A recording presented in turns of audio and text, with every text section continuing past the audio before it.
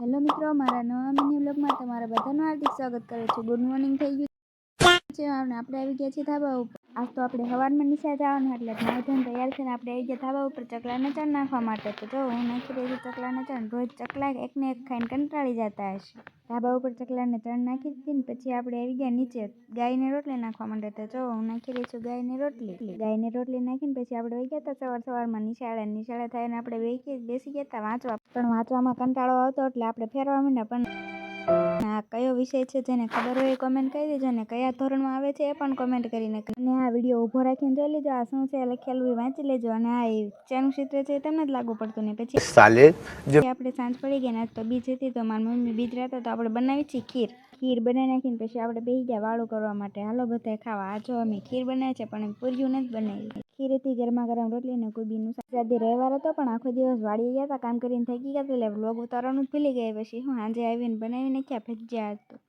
अच्छा है मैं अंधा हूँ।